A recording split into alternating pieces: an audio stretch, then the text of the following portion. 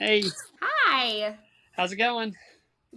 Good. Been a minute. Right. Been a minute. For those of you who may not know, I am SF Rogers, author of Execration of Autumn, which is not released yet, but will hopefully be by the end of the year. And I am DL Golden, author of Origins and the Dreamcatcher series, working on the sequel. So that one is out on Amazon now if you're looking for it. sounds good. Disclaimer, we don't do this full time.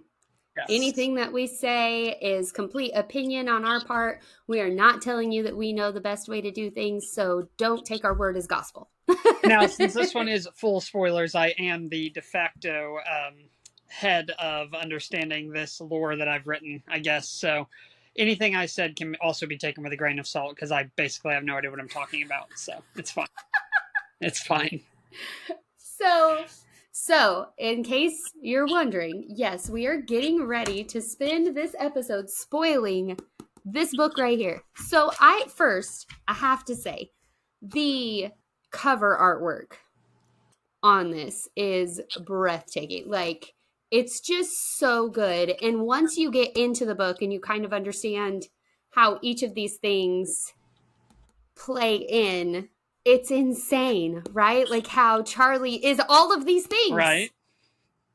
Charlie is all of these things. So I had a friend, she saw this book sitting on my coffee table. She's like, "You have a book with dinosaurs." And I was like, "I have a book with dinosaurs.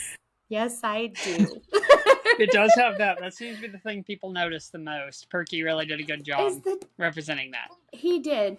Alex Perkins did a great job. So that is our shameless plug for Alex and his artwork. He is invaluable in making sure that we get our characters across the way that we see them in our head. Right. So, so, I'm so excited to ask these questions Right. because you know how much of a geek I am for lore. So, in chapter 1, it opens with an error code. Mm-hmm. That should have been the first clue at the sci-fi kind of twist at the end, right? Mm-hmm. Like I feel like it should have been like the thing that's like, okay, there's something else going on. But like, how did you come up with that opening for that error code? Like, Oh, it's gonna sound so stupid. So never stupid. sitting at school one day, I always have lo-fi music playing for my kids on Spotify, and I I opened it up one morning and I kept getting error error application not found, error application not found, and so I continued to try and open it, and it happened multiple times, and finally when it opened, the entire app was just completely screwed up, and so I had to literally uninstall the whole thing. But I got to thinking, I'm like, that's a great opening that can grab your attention and say, okay, why all of a sudden am I already getting an error code the second I try to load into this world? Right. And so Right. that was my thought. And you notice that right after that it goes, memory fragmentation may have occurred, and that ends up being a through line through the entire story for Sai, is that because of that error that he encountered going in, he has no memories of anything He existing spends before. like the whole book. He spends the whole book going, "Y'all, I have no idea what's happening right now." Right, that's right. Huh? And that's what Emily asked me when she first read it, and that's my wife. For anybody wondering, uh, she goes, "He's kind of an idiot, isn't he?" Yeah, absolutely, he is. Yes, I was never going to say that out loud, but he's like, there was a part in the book where he said something, and I literally put the book down. I looked at Davey and I was like, "Oh, Sigh. Oh, baby Sigh. I love you so much, sir." Like that. Oh, bless your heart, Well, boy. as Bless your you heart. as you get into it, and I guess we can spoil that along the way, you realize that Yeah. he's born yesterday, and Yes. so it makes sense that Quite literally. nothing makes sense to him. The whole world is this Right. jarring, unnatural thing that he can't seem to wrap his head around why it seems wrong to him, and Right. he never gets to a point where he's like, yeah, this makes complete sense. It just doesn't No, he happen. doesn't. And um the how nonchalantly everyone talks about the tomes, Mm-hmm. and Sai's like, in my head, I could just see like the wheels turning, like, what the hell? What the hell do you mean people use books? Like, what the hell Right. is going on? Well, Because there's no other way. Like, he never says that out loud, right? mm-hmm. Like, there's never like a line where he's like, what the hell? But like, in my mind, in that situation, the confusion of like, what do you mean he's using a book to kill people? Right. Like, what do you mean a flaming sword comes out of this book? Like, what the hell is going on? Right. He wakes up and hopes to find some life saving campfire and walks into a guy massacring an entire village. And so And save someone. right.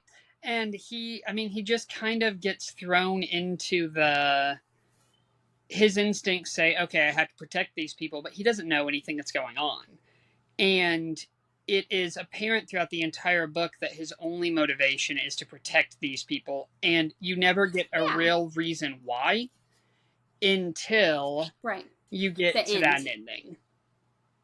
Well, and so it Michelle and Amy Mm-hmm. were two characters that I'm just going to say, as a woman, it was really cool to see strong female Mm-hmm. leads. Anime is really good about having equal, like, especially like My Hero Academia, there are equal female leads that are powerful just like the male leads are powerful, right? Like, they have different powers, but they have powers. They do protect Yeah. people. And it was one thing while I was reading the book that I was like, okay, so these two women, like, they are a force to be reckoned with. Even though Sai is sometimes a complete idiot, they're very strong. Like, I super appreciated the way that you wrote them, that like, yes, there's a line where I think it's Michelle, no, Amy. It's Amy. They call her something, and I can't remember what they call her at the. I'm so awful. Like, I know what I'm trying to say. The abrasive. Alistair calls her it. Abrasive. Yes, abrasive. He calls her abrasive. And I read that line and I had to stop, and I was like, how many times, because of the personality that I have I been called intimidating? No. Is she actually abrasive, or does her personality rub you wrong? Like, is she the type that it just rubs you the wrong way? Mm-hmm. Well, and the line becomes she hates being called abrasive, and you'll get more of that in the second book, of why Yeah. that is, of why her personality is the way that it is. But she's this headstrong woman. She is not one to be pushed around by Alistair, which is the older essential team lead that they end up with. Yeah. But you hear the way she reacts when he calls her it as an equal at the time, and the way that she reacts to it when she is called it by Silas when they appear at the Citadel. When Alistair calls her it, she bulls up and gets angry, and it's like, okay, this is just the way I act. You're just calling my personality trash. You don't like the way I act. You Yeah. don't like the way I speak out. But when Silas says it, it's a mentor, someone she looks up to, that is far above her, that when he says it, she crumples down and it actually hurts. And Yeah. you're going to get further into that information later on, but it comes with the fact that she is the wielder of Odyssea. And so that is the Odyssey and based off of Odysseus. And so Odysseus is this headstrong leader. He has to be, and so is she. And being a headstrong leader in that sense gets her into trouble with people that she is supposed to be following, or people that are supposed to be above her.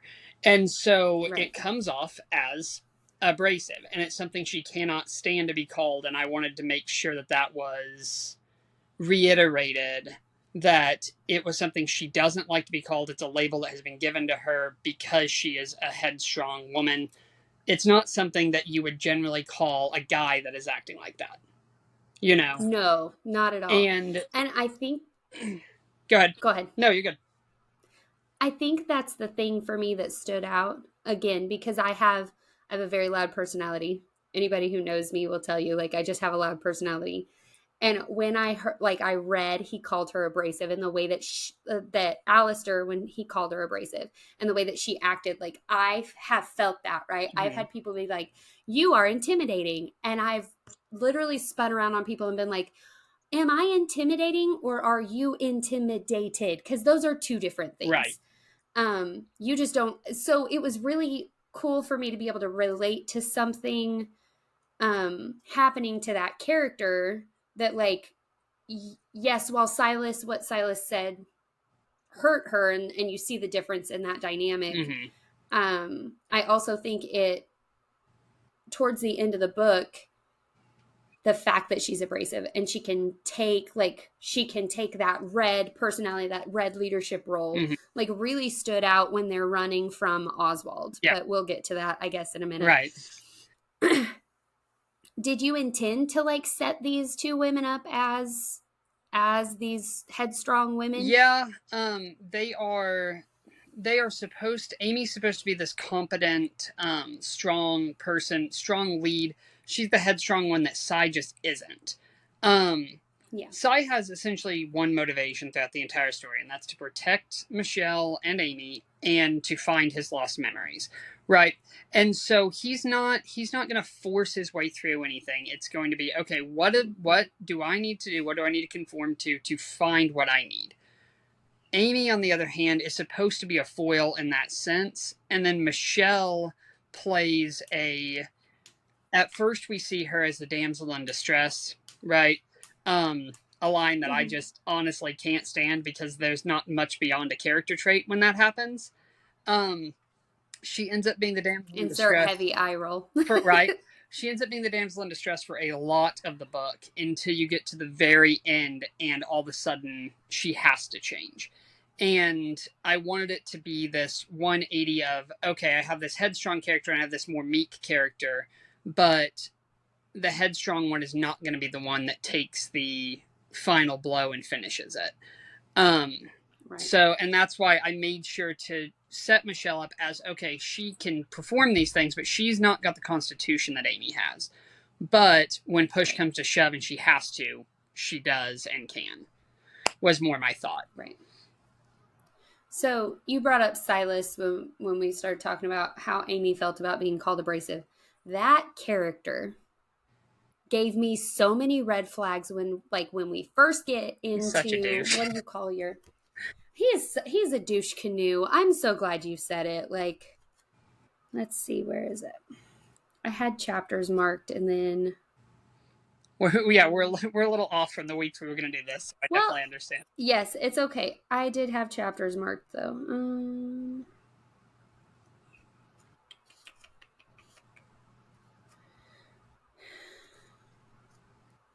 The Citadel. Yes. That's what you call it. Yeah. I should know that because my castle in the Autumn Court is called the Citadel. So when they show up at the Citadel and he only requires Cy to come into the room, like everything in me was like, Cy's gonna get killed. Like he's gonna kill him. He's gonna kill him right here. Like this is gonna happen. How, like, I still don't know how I feel about this man, right? Mhm. Because there's a part of me that wants to believe that he's protecting the Dreamcatcher. Like there's a part of me that wants to believe he has good intentions for the overall Dreamcatcher. Mm-hmm.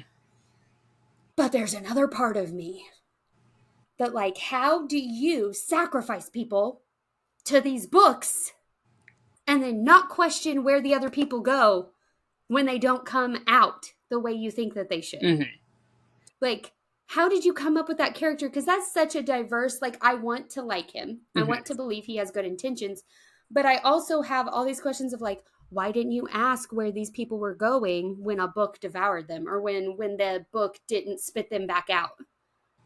So Silas is very much based on essentially he's a religious zealot, in the sense that he thinks of these tomes as Divine. Divine, they're kind of all seeing in his eyes, Omnipresent. omnipresent. And so the tome, the system that controls the tome, knows all. And so if there is darkness in your heart, the tome devours you. And in his mind, you die, right? The people that he knows that have come back from the trial of the tome are those that survive it via the actual trial, the light, right? When a person is consumed by the tome, they are trapped within it for an inordinate amount of time. Um, or they are pulled in and never escape it at all. And Right. so when he says the tome will decide, he says, okay, the tome scans this person's heart. If they have evil intention, if they were going to do something evil in the future, if they have done something evil in their past that we are not aware of, it will take care of this for us. We don't need to go through and investigate this stuff, because putting them through the The trial, tome knows. either they are good or they are bad, black, white. And so he says, if they are evil, they will come out. They will be trapped in there. They won't be our problem anymore. If they are good, they will come out. They can serve on behalf of the Citadel and purge the world of said darkness, right? And you see later that it's obviously not a perfect system. That he has a fundamental misunderstanding of what the tome actually does. Yeah. And he cannot see that he could possibly be wrong. And it's a trait that stems from the fact that he is wielding 84, which is obviously based on 1984. And his society that he has formed around the Citadel, around everything, is very Orwellian. And so it is, people are kept in control through fear and manipulation and surveillance. And so, as long as he can keep an eye on them, as long as he can keep them in line, he can keep control and maintain order within the world. He just has an idea that he is the only person able to maintain that kind of control without chaos breaking loose. And again, we'll see more on that come the second book. There's a lot of world building that had to be done in the first, and so I couldn't cover everything there, unfortunately. Well, and so one thing that I super appreciate at the very end, like, it becomes adamantly clear that while he's in his mind, he has everything under thumb, like he knows all of it. He is so far left of center that it's not even funny, like how far left he is on from being right. And like, you had multiple characters though in the book that I was like, I don't think I like this person.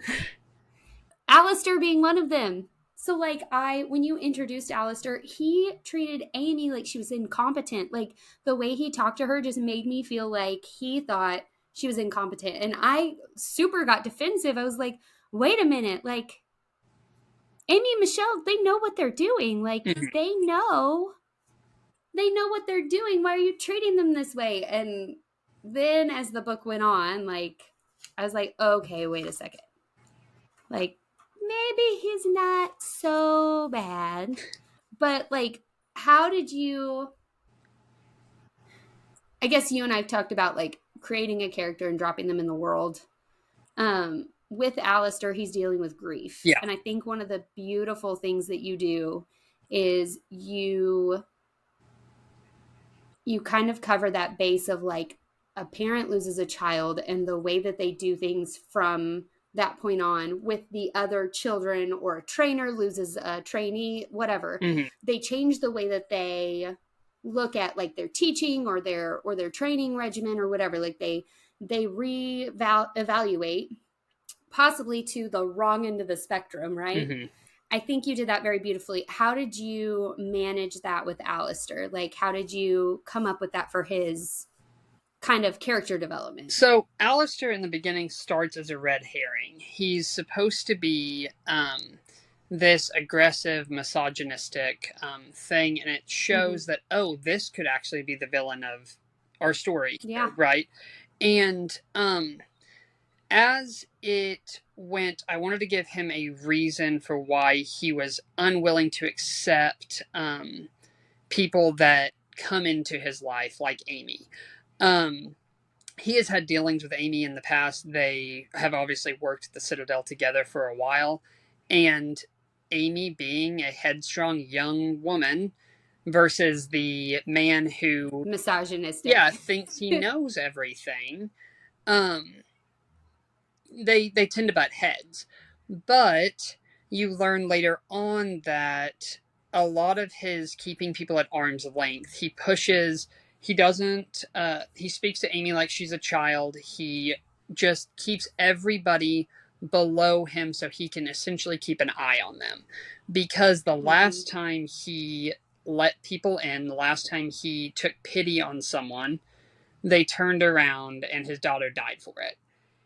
And because of that, he blames himself for her death, and he can't move past the fact that what had happened there um, could have been prevented had he just left the boy to Paid die. attention. Mm-hmm. And he tends to keep everyone at arm's length until it becomes apparent to him that doing so is going to get more people killed. And Right. against his better judgment, he then finds an ally in Sai, and they work together later on in the book to save the girls at Yeah. that point. Well, and talking about Alistair, so Oswald, Mm-hmm. I remember messaging you about this character Yes. because you were describing him, and I was like, "Oh my gosh, he looks like Davy." And then I got like another chapter in, and I remember messaging you, and I was like, "Does this douchebag die? Like, does he go away?" And I remember you being like, "You're not very far into it yet." So he was definitely a character I love to hate. Like, he the way he made Sai uncomfortable, like that alpha male, like intimidation factor, made me giggle. I was like, I know so many men who, like, a guy comes by and they're like, "Yep, nope, I am the big man," Right. like that. But then he used Michelle as a weapon. Right. And I was like, are you kidding me right now? Like, what is happening?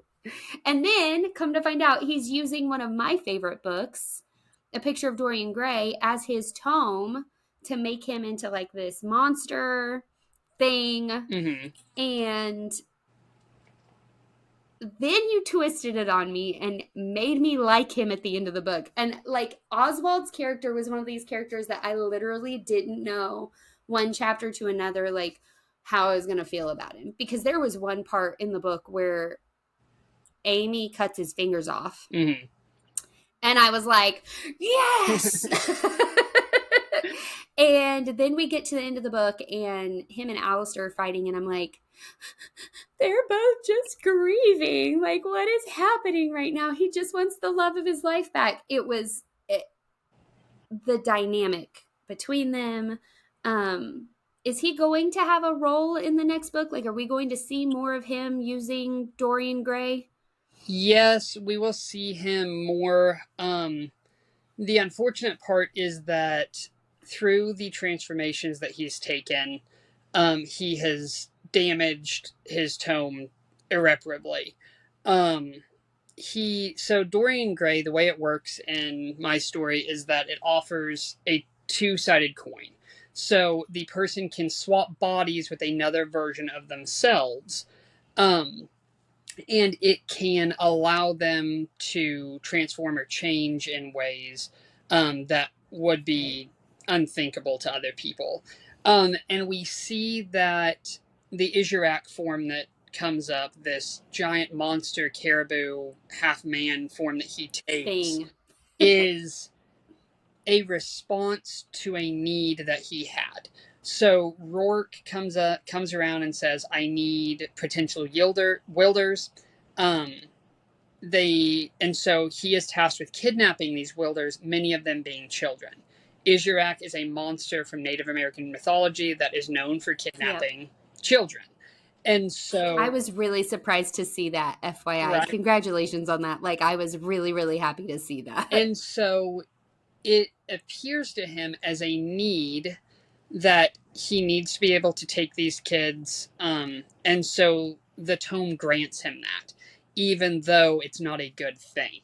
Um, and we see that Oswald will have more of a role here. I'm not sure how much in the second book, because I know where the story is going, and it follows Amy heavily.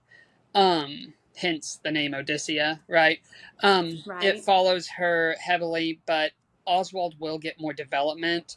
We do see that a lot of his overarching arc went through in the first book, right? Because he starts out, you trust him.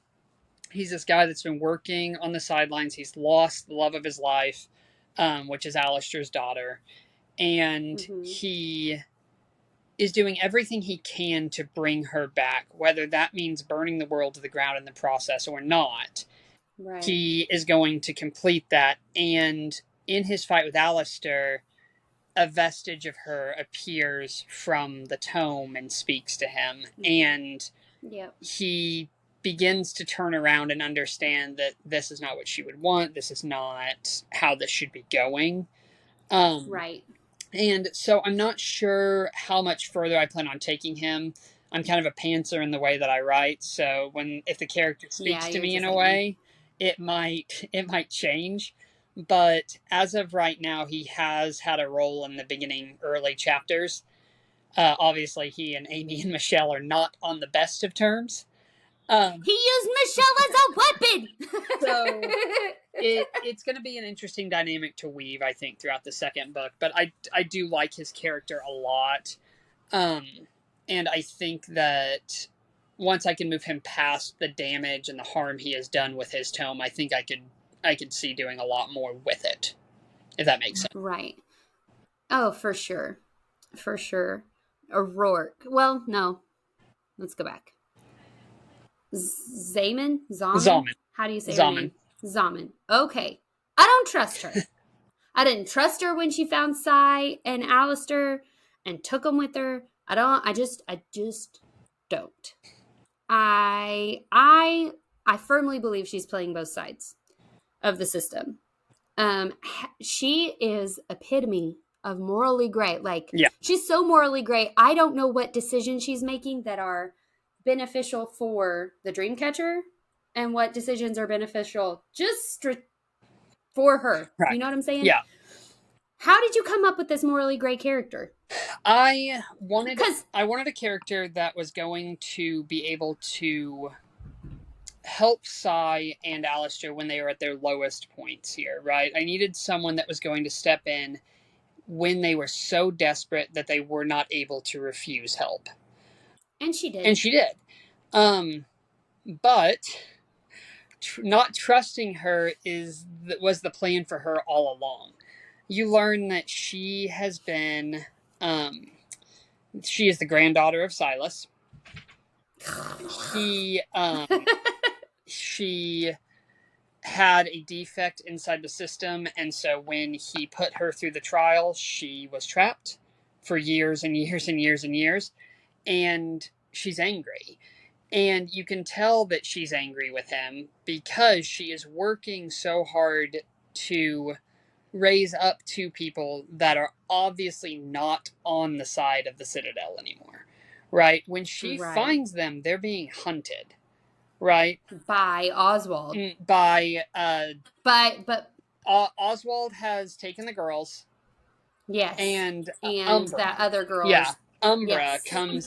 comes to retrieve them, and they decide that they're going to find the girls instead of go back, and so Silas has an order out for their execution, and you find out that she, in the very epilogue of the book, and I don't know if we're going to talk about that, we see her again. Because when they leave her in the forest there, we don't see her again for the rest of the actual story. she doesn't appear again until the epilogue, and that's because she's going to play a major role in that second book. Right. There was a line that I wanted to that you wrote from Zaman that I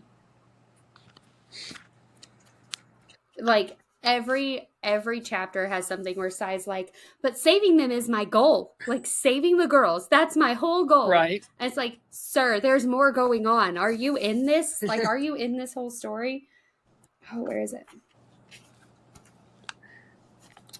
Well, I'll have to think about it and ask you in a little bit. But I literally just had, like, there were so many conversations that they were going through, that Zaman was going through. Mm-hmm.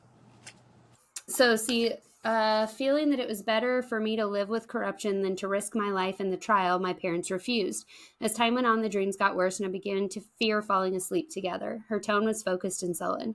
I refused to eat or drink. I thought starving had to be better than being tortured to the point of madness every night. As my constitution worsened, I ended up hospitalized, and my parents made the decision that would ultimately cost them everything. They asked my grandfather to administer the trial as some last-ditch effort to save me. So like at that point, you're starting to feel bad for her. Yeah. You're like, oh my gosh, she's like struggling with these nightmares that because no one knows. Yeah. Right? Sai, because you don't even find out that this is like a whole big program. Mm-hmm. Like it's a program for people in space. You don't figure that out till the end. So she's talking about like having these nightmares Mm-hmm. and like literally nothing has helped her. No one can help her. And so they take her and do the like last ditch thing that they can do. And part of me is like, that's so bad. Like, that's so awful. I hate that for her. But it didn't change the fact that there was something about her that just didn't sit. It felt very manipulated. Mm-hmm. Her training them, she gaslit them on so many levels. And like rereading the chapters, I saw the gaslighting more. Mm-hmm. Knowing the end, right? So like I knew when she was like, you have to train harder. Like you have to train faster, you have to train harder. She was gaslighting them to get Sai to a place where like she now has two, like you said, she now has two people who are willing to like fight against what the Citadel is doing. Mm-hmm. And willing to do whatever it takes to stop them. And that to me made me really leery of her character and of the things she was doing. And then in the epilogue, I was like, yep, I knew it. Well, and you have to ask yourself, why is she so concerned with Rourke running around with Inferno? Why is this a problem for her? Right? Because she's been in hiding all this time. She could stay in that bunker and not be affected by him at all. And no one would have ever known. Right? But she brings Sai out of this point of this fledgling character to someone who is now able to affect things at a molecular level to fight and stop this other person. And you have to ask yourself, is she doing that because he is not a person she wants to deal with herself? And then when you see her in the epilogue, she wanted to be captured and returned to the Citadel. There's a reason she stops there. There's a reason she is like, yeah, we're guilty. Give us the trial. They take them back there for a reason. And that's going to become really apparent in the second book that there is more going on to her than just some altruist who wants to help them save these people who were taken. Right? And the same thing happens with Alicia, who is her cohort. Her helper. Right. And they are working together. They obviously have their own plans floating around that they need a means to an end for. And desperate people can provide a means to an end in that way. That's true. So that's true. And which is why Rourke used Oswald. Yep. And why Rourke could get in with Oswald was because he was desperate. Yeah. In his grief. Yes. Because he'd have done anything at that point to get her back. Oh, yeah. Oh, for sure. Bringing up Rourke. Good Lord, talk about religious trauma. Like, I'm reading about this guy.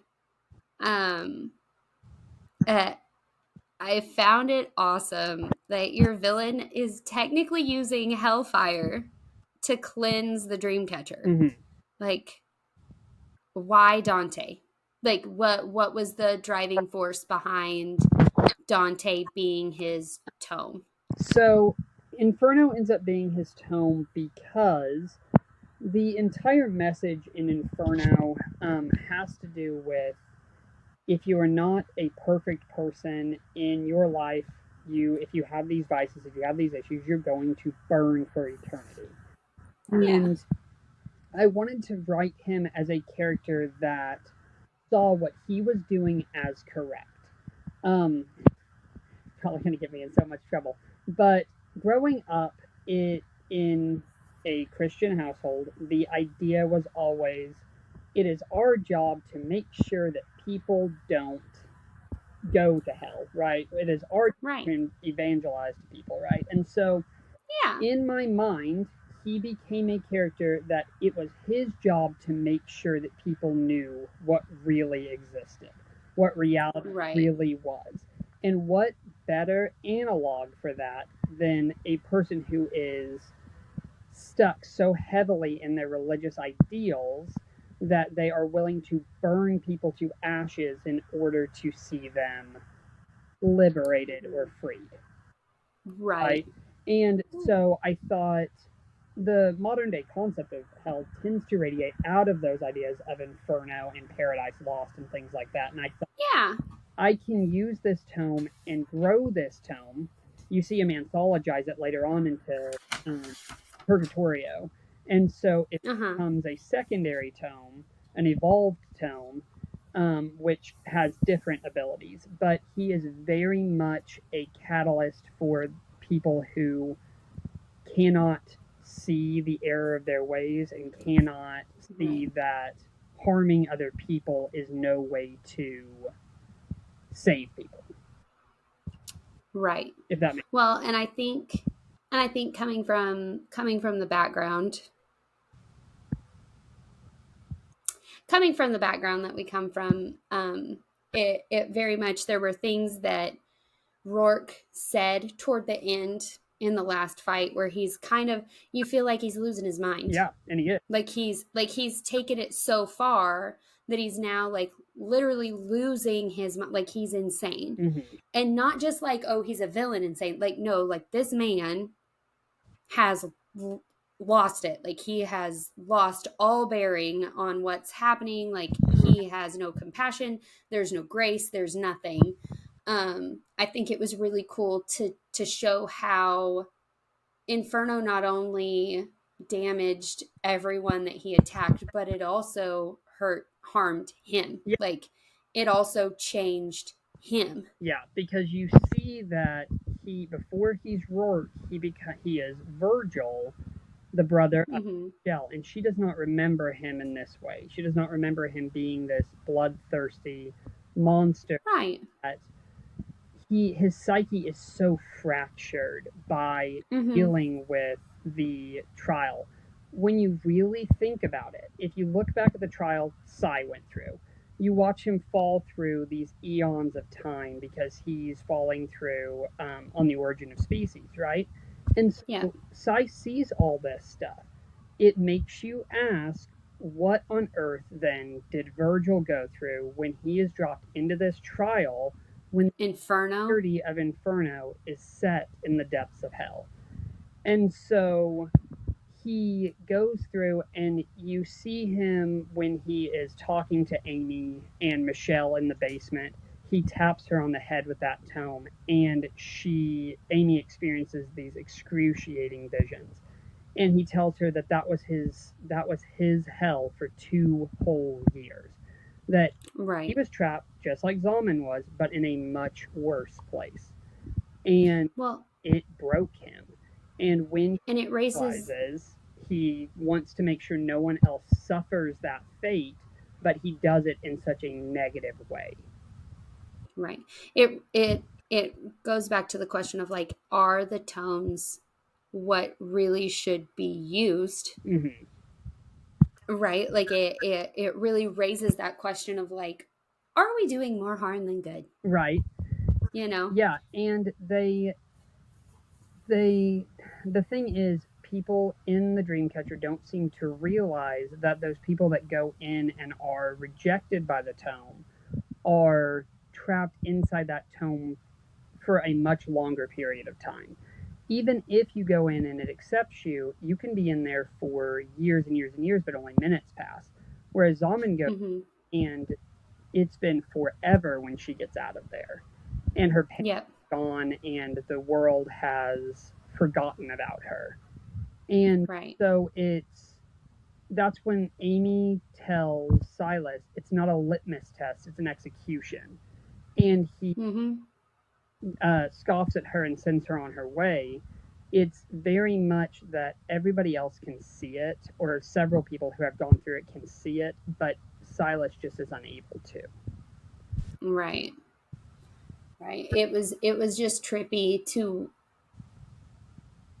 like right now we live in an era where everybody writes villains where they get their redemption. So like Loki in the MCU, like he was a bad guy when he started, and then by now Loki has his own show. He's beloved, one of my favorite characters, right? Mm-hmm. Me writing my own villain, there my villain is doing things that are literally unforgivable. Like there's no going back. Like the things that he's doing is no going back. And I feel like the more that Rourke used Inferno, Mm-hmm. the deeper he got, where there was literally no way to save his mind from what the tome was doing to him. Mm-hmm. Because um Michelle asks him, or Michelle tells him, she's like, "You're my brother, like Virgil." And he looks at her and he's like, "Don't call me that." Mm-hmm. Like that's gone. And that screams of um brainwashing by the things that he's going through using that tome. And it also begs the question of like, when you use your tome, what's it doing Yeah. to you fundamentally as a person? Because we see it in Oswald too, of like, there for a while, like in some of the chapters, he doesn't ever go back to human form. He stays Mm-hmm. in beast form. Like every time you see him, he's the beast. And it kind of begs the question of like, are you doing not only irreparable damage to this body, Mm-hmm. but like your mind, where there is no like there's no way to redeem you at the end of it. Like there's nothing left. And that you've definitely did that very, very well with Rourke, of like, the redemption could be there, but like he's so fragmented, he's not going to stop. Yeah. And so at the end of it, he has to end up being killed. Yeah. And which is, you don't see that right now, not in this time. A lot of people would rather, oh, we'll redeem them, which is great. Redemption arcs are phenomenal, but I think there's a depth to, he is so damaged Mm-hmm. and he is so mentally broken that there is no, like there's literally no space for anything else. Yeah. And if we don't end this, like end it now, he's going to be detrimental to literally everyone, not just the Citadel, not just a couple of tome wielders here or there. He's going to break the entire system, which is why Kai sent Cyan. Mm-hmm. Yes. Because So anomalies. so bringing up chapter 23, Kai, she's based on your kid, Yes, she's based. right? Got it. Yeah. Very much so. I wanted a godlike figure that did not seem like a godlike figure. Yeah. To step in and be there to act as guidance. And throughout the Yeah. story, you hear characters go, "Oh, thank the gods." And you Yeah. don't know to whom they're referring until Right. you figure out, oh, Kai might be one of these people that we're talking about. Mm-hmm. And she is very much based on Kyrie. She's this brash 4-year-old kid who ended up creating the entire thing, and we'll learn more about why she was placed in there the way she was. Because I think in one of the chapters, in 23, Sai says he put you in here as a 4-year-old, and she said, I don't think he had a choice. Right. And we're going to learn more about that later on, because they don't have a lot of time to discuss what has happened. Well, and she very quickly tells him, Sai is not your name. It's initials. It's SAI. Mm-hmm. You are my That SAI. Yeah. yes, yeah. And that was my thought from the beginning, that I could use a name that I've absolutely loved forever, um, Yeah. and turn it into something that meant something to the overarching story. And I think it ends up being like system analysis and infiltration. Security, analytics, and infiltration. Security, analytics, and infiltration. And he is, half of his construct is the security system inside of the Dreamcatcher. He is Yes. there as an antivirus, essentially, to deal with things that have happened. But he is also part human, based on the consciousness data of the boy who boarded the ship without permission and was dying. And we'll learn more later on why Kai couldn't just watch him die. She couldn't just leave him there, even though her dad says, don't do this, it's not your right. And she does Right. anyway. But I loved her character. I wrote her, after I finished my first draft, I wrote her into the second book when I started writing on it. And I said, I really got to get her into this for this first book somewhere. And that was actually before the ending was solidified. Sai was going to be the hero there and um, stop Rourke, but still die. I mean, he was going to die.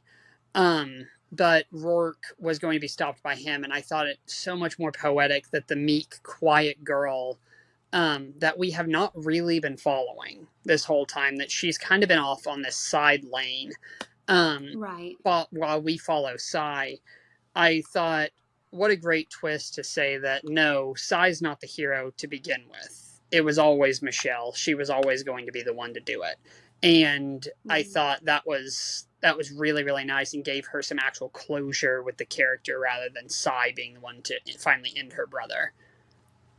And it so when Sai's in talking to Kyrie, because so chapter 23, I had no idea what was going, like I started 23 and I was like, Right, because that's a good wait, fight, right? Yeah.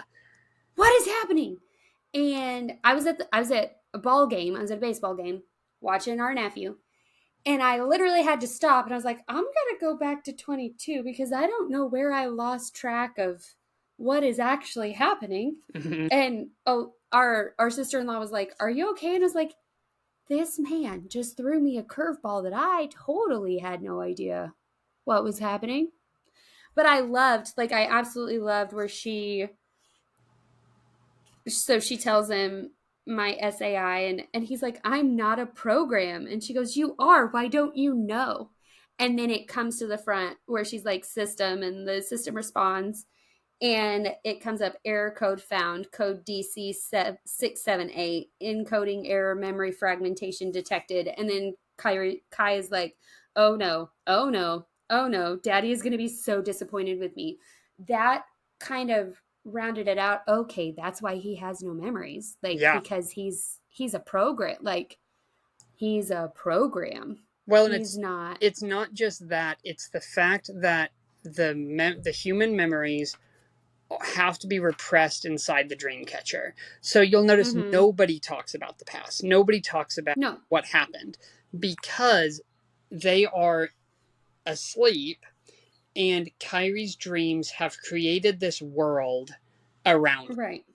Um, Right. and so their memories have been suppressed and replaced by new memories that fit the analogs of the world itself. And he doesn't have any memory, not because he's solely a program, but he doesn't have any memories because his body, the place that would store them, is gone. They don't Yeah. exist. He is, Yeah. his consciousness was uploaded and his body has decayed in the ship itself. It doesn't exist any longer. And so he has no anchor back to the real world whatsoever. He is trapped there indefinitely. Right. And so, I yeah, that was the so whole point. To make it where he is this tragic character where he searched for these memories this whole time, and at the end of the day, they just don't exist. they just don't exist. And when you get into chapter 24 and you have 24 named reality, and Kai is like, several days. So she tells him, each person down there is in a program. They're real, living, breathing human beings. Their bodies are in cryo sleep aboard this ship. We're looking for a new home. I literally sat there and I was like, oh my gosh. Like, Mm-hmm. holy mackerel. And then she comes down and she says, some life form was out of cryo sleep and was freely roaming around. That life form turned out to be a 17-year-old boy. We didn't know it'd take off, but we had a stowaway. This wouldn't have been a problem, but the ship was not equipped to have unprotected inhabitants wandering the floor. Over the next few days, I begged Daddy to let me contact the robotic engineers aboard and have them bring the boy to a pod, but he knew the layout of the ship. He knew all 153,000 cryopods were full, and we couldn't trade the life of one for another.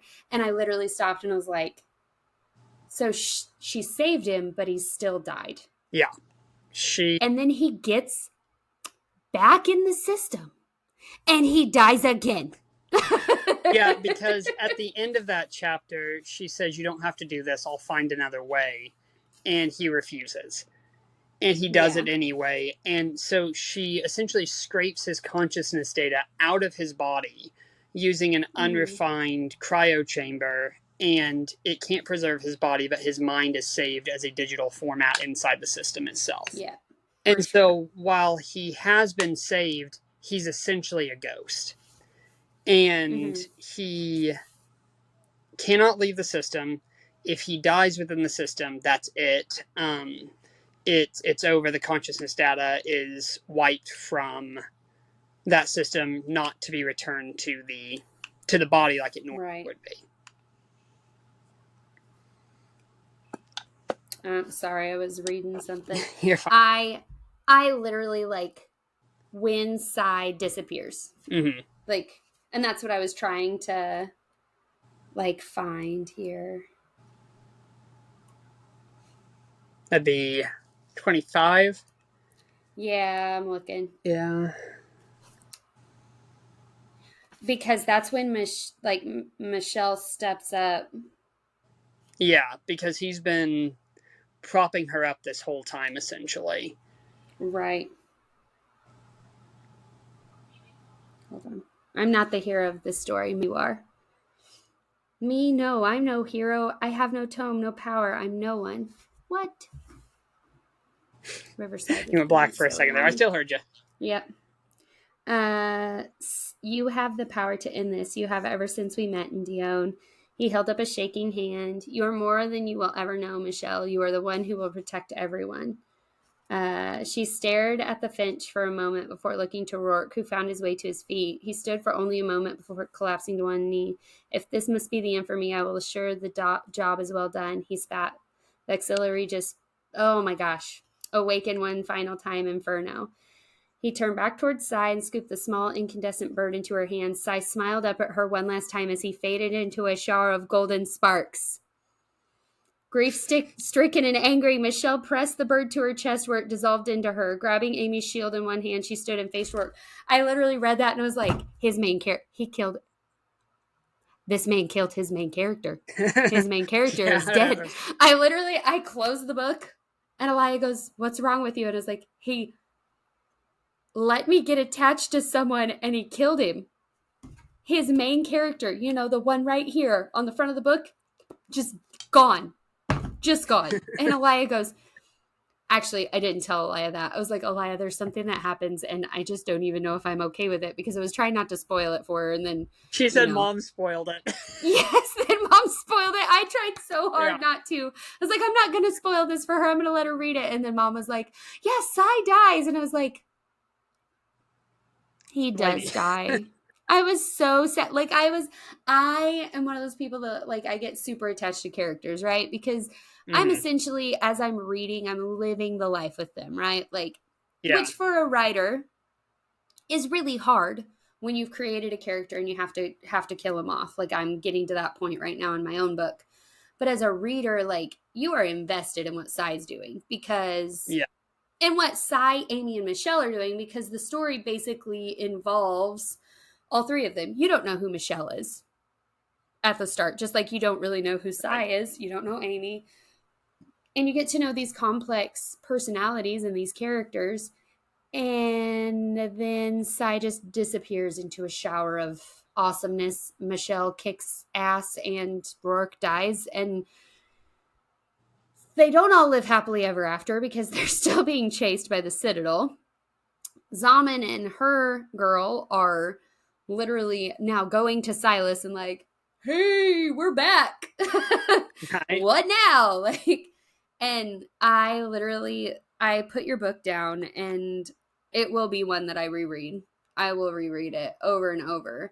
And I think it's refreshing because so many books are just, we'll use Beauty and the Beast for example. There are so many versions of that story Hmm. where girl meets really rough guy or vice versa. Hmm. Something happens, they fall in love, guy girl becomes the better part of themselves or whatever you want to call it. I think a lot of those tropes are overdone. Yours though was different in the fact that like I liked, and I don't want to call them a thruple, but I Right. will because that's what it feels like to Hmm. me. Is that they all love each other. Like there is that love between them where they're willing to like lay down their life for each other in a way that you don't see a lot with a trio. You see it mostly in duos. So it was really cool to see that. And I was really kind of excited to see because I don't think that's the I want to say as a reader that that's not the end for Sai. Like that we'll see him some iteration of him again. Now his avatar is probably gone if I remember what I read right. But Yes. we'll see some Decimated. Yeah. iteration of him. We'll see some iteration of him again. I'm hoping later on in the book. And if Amy and Michelle stay together, my heart will be perfectly content. Like I'll be so happy. But I was I'm really proud of you. And the book is, I was really excited. I'm really excited for the second one. I can't wait to read it. Yeah. Well, and the way I wrote, they are dynamic. Essentially, it was at first it was Amy and Sai. I'm like, okay, I really like this couple pairing. I like the idea of this, and then it was Sai and Michelle, and I'm like, well, I could write this as a one of these love triangles that you always see. But I think I liked it better to say that, especially after reading the Odyssey, to say Right. that Amy and Michelle were going to be the two that ended up together at the end of the book in a way that you wouldn't have expected. You see Right. small glimpses of it when they're in the cave together. Um, Mm-hmm. but I liked being able to subvert that and reverse that love triangle just a little bit. Right. Um, I don't know what all is left for Sai. Right. I have plans, for the Yeah. next Oh, book, yeah. and don't want to go spoiling too much for you. Yeah. Right. But I I will I do plan on fleshing out relationships amongst those characters a lot more in the sequel. Well, And so, the one thing, like I said, the one thing that I really liked was that it didn't feel like a love triangle to yeah, me. It felt yeah, like a throuple. It really did. It felt like the three of them operating together. together, and that felt really. It felt really fresh. It felt different than the. Well, he likes her, but now he likes her, but now they like. It was just like Right. they're one cohesive unit. And there's no jealousy angle there between the three of Right. them like there Right. is when Sai meets Oswald for the first time. You feel that jealousy For both that of he them. has. Yeah, For both of them. and it that element just is not there when it comes to the two of Each them. So I other. see why I think that. Yeah. It was when they met Oswald and the way he reacted, I was like, oh, he loves both of them. Like he Hmm. loves both of them. And not just like, hey, I like this one and I love this one, but like, oh no, this is jealousy of like, hey, those are my girls. Like those are Right. mine. And not in Right. that creepy obsessive way, but in that like, hey, wait a minute, like I'm in love with them. You Right. cannot have them. So Right. it just felt very fresh to me, and it felt new and something that I did not expect. It was really neat to see, and I'm really excited to see where you go with Amy and Michelle's relationship, because I think that they benefit each other in so many ways, and I can't wait. I Oh, cannot wait. thank you. Appreciate that. Yeah, I like them a lot. And I terrible about writing those kind of subplots. Right. But it's going to play a major factor, obviously, coming the sequel, because there's that kiss right at the end, and then you kind of just the curtain just kind of falls. Yeah. Um, You just left me hanging. yeah, I don't leave a lot of falling action there, um, but it I'm excited to see what you think about the follow up when it's coming, and I'm 5 chapters deep into Odysseus now, working on chapter 6, I think. So Nice. hopefully out by the end of the year with that one as well. So That'll be awesome. Well, right, thank you guys so much for joining us for this spoiler episode. It kind of uh, was random, and I know jumped off the rails a little bit talking about stuff, but Daniel, thank you so much for like spilling the beans on all the things and talking to me about kind. all these douche canoe characters you're good at writing. Well, thanks for having me. I appreciate it. It This is hopefully you'll like them later. well, I I enjoy even hating characters, because there Right, has to be conflict, right? Like if right. you're just writing fluff, it's not going to keep my attention very well. So, I super appreciate it. Next time we're on, hopefully we're talking about where I'm at the end of Execration of Autumn. I'm in the last chapters of writing. So, I'm Sounds good. excited. I'm Yeah, excited, but we will talk to y'all later. Thank you so much. I'm SF Rogers. I'm DL Golden. Have We'll a good see you day. later.